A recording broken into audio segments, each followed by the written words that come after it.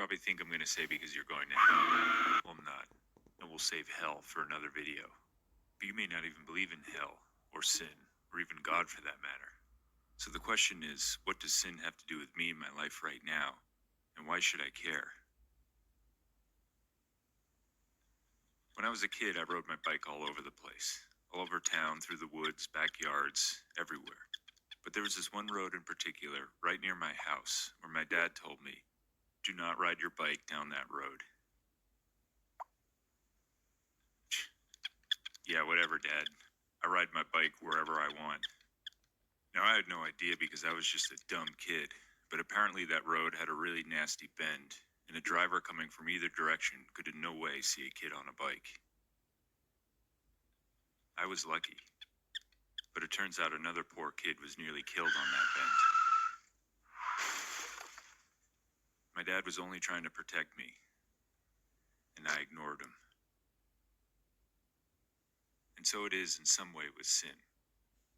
Every single sin has consequences, and like the dumb kid, we see maybe 1% of them. But God sees them all, and then some. And he's just trying to protect us from those consequences. And sin is when we ignore them. So what are these consequences? Sin destroys relationship. Our relationship with ourselves, with each other, and with God.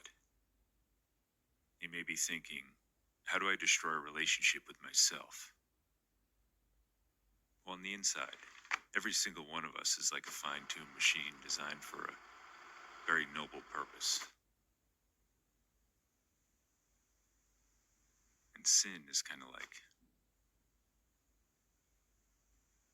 this will cause all kinds of damage, most of which won't hit us until many years later, while leaving us conflicted, dissatisfied, and with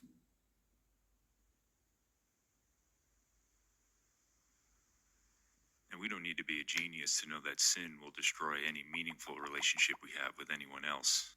Our friends, our families, our parents, our spouses, our kids, our girlfriends, our boyfriends. Because 99.9% of all sin is saying me first, and I don't really care that much about you. Where's that going to leave us? And think about it. Just one of our sins can hurt one person, and they can affect someone else, and them someone else, and on and on and on in this domino effect until that one sin hurts generations of people we don't even know. Youch.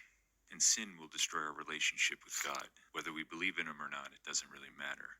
We may not have a relationship with him, but he has a very real relationship with us. It's just like any father and child. My dad told me not to go down that road because he loves me and because he feared for my life. And what was I saying back to him? I don't really give a shit, Dad. I do what I want. Throwing that love right back in his face. I don't know what's worse. That, or getting hit by a car.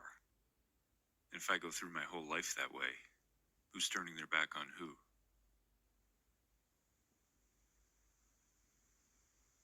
God is not some punitive God who gets his jollies out of wagging his finger and telling us what to do and what not to do. Sin is its own punishment.